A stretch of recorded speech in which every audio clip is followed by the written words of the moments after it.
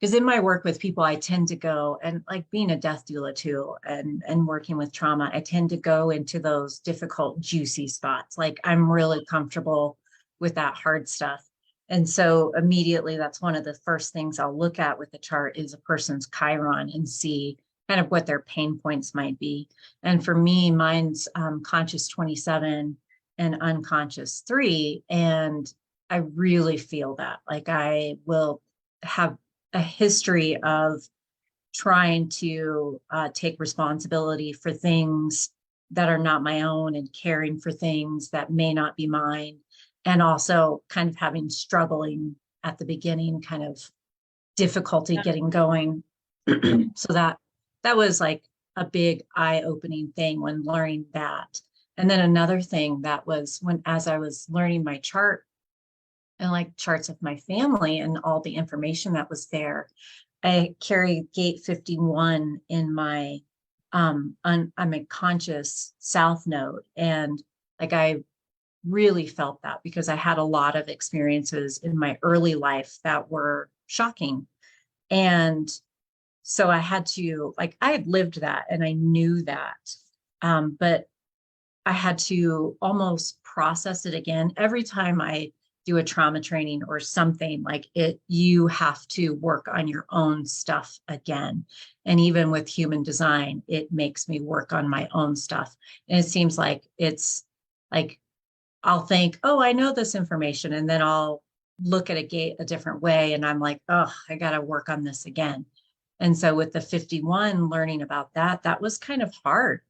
And then seeing that both of my children carry 51, and I was kind of like, oh my God, what does this mean for them?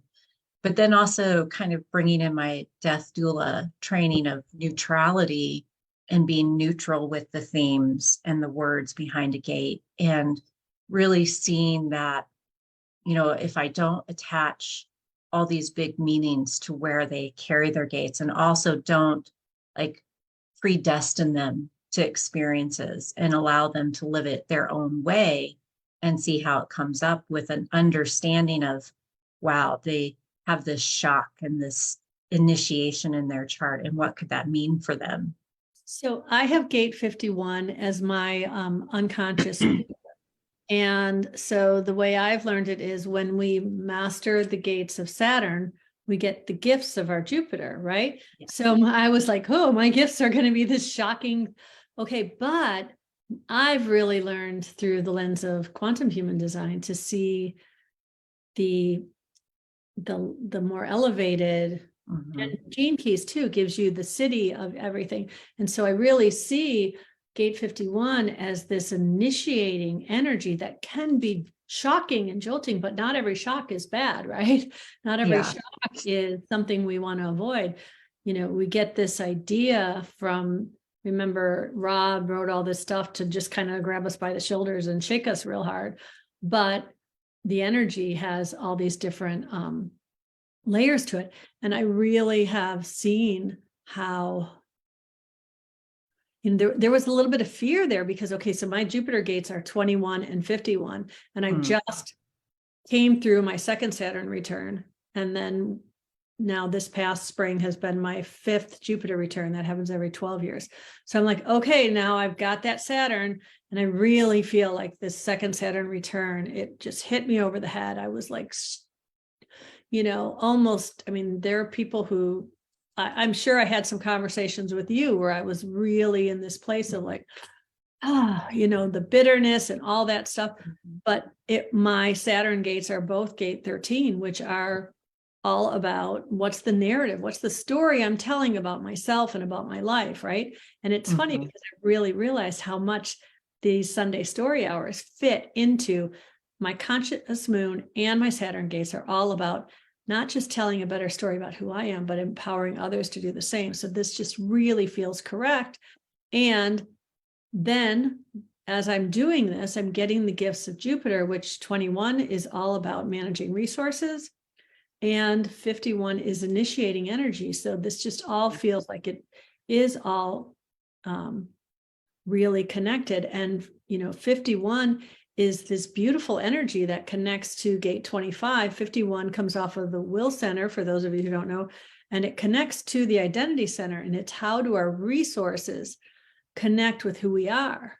It's this way that I think, you can see it is this beautiful potential for you said both your kids have it or just one? Yeah, both my kids have it. The funny thing is that what I am finding, and it makes sense to me that you carry it too, a lot of the people that I have close connections with have 51 somewhere in their chart. Like my husband has it in Chiron, my sister, I think my brother-in-law has it in Chiron, my sister has it somewhere, my kids both have it, you have it. And like a lot of my really close friendships, they carry it somewhere. And it's almost like you don't have to have 51 to like connect with me, but it seems like the connection is almost faster. Like it's something about like where it's like we just want to get things going. We're a little shocking in some ways. We want to get things started and just go really deep, really fast. So it's interesting for me to look through my relationships in that human design lens and see, okay, this is, something that's almost a level of comfort for me. Right. I've had my your chart up on my phone, so I just wanted to look to make sure if anybody has questions, you put them in the chat, and I will look from time to time and see.